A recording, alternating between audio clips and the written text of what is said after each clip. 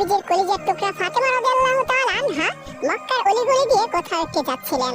তিনি তখন কিশোর বয়সে ছোট, কিন্তু তার অন্তরে ছিল পিতার প্রতি অগাধ ভালোবাসা এবং ইসলামের প্রতি অচঞ্চল ঈমান।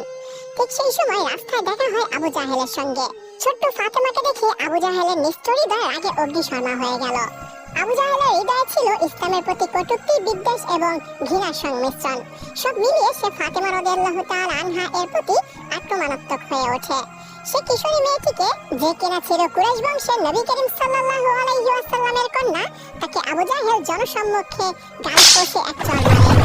ছোট্ট ফাতেমার এই পবিত্র ও মায়াবী গালে আবু জাহেল থাপ্পড় মারলো নাকি আরশে আঘাত করলো তা বোঝা বড় মুশকিল।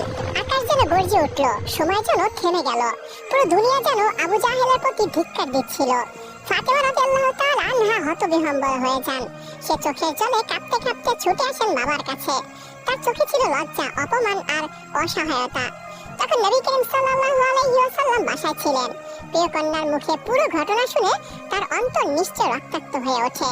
কিন্তু তিনি ছিলেন রাহমাতুল লিল আলামিন, তিনি ছিলেন ধৈর্য ও বিচক্ষণতার প্রতীক।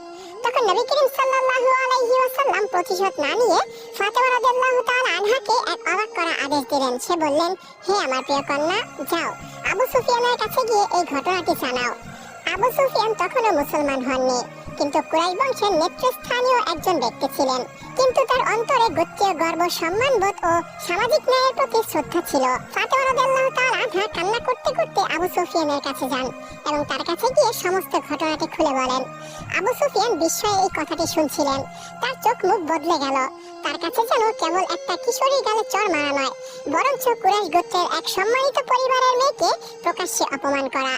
তিনি সাথে সাথে উঠে দাঁড়ালেন এবং ফাতেমা রাদিয়াল্লাহু তাআলা আনহা এর হাত ধরে সোজা চলে গেলেন আবু জাহেলের বাসায়। সেই সময় আবু জাহেল সেখানকার নেতা গোত্রীয় কিছু ব্যক্তির সাথে বৈঠক করছিল। সুফিয়ান ফাতেমাকে নিয়ে সেখানে যাওয়ার পর ফাতেমাকে আদেশ করলেন, হে ফাতেমা, যাও আবু জাহেল তোমাকে যেভাবে চড় মেরেছিল তুমিও সেই একইভাবে আবু জাহেলের গালে কষে একটি চড় মারো।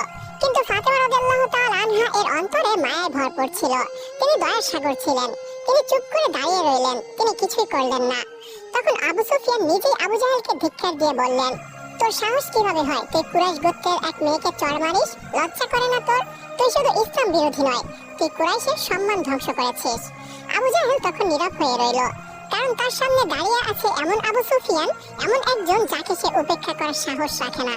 এই ঘটনা যখন নবী করিম সাল্লাল্লাহু আলাইহি ওয়াসাল্লাম জানতে পারলেন, তখন তিনি আবু সুফিয়ানের জন্য দোয়া করলেন, হে আল্লাহ রাব্বুল আলামিন, তুমি আবু সুফিয়ানের এই আচরণ ভুলে যেও না। নবীজির সেই দোয়া এবং আবু সুফিয়ানের ন্যায় জায়গা থেকেই হয়তো একদিন তার হৃদয়ে আলো জেগেছিল এবং আবু সুফিয়ান সত্যিই পরবর্তীতে মুসলিম হয়ে গিয়েছিলেন।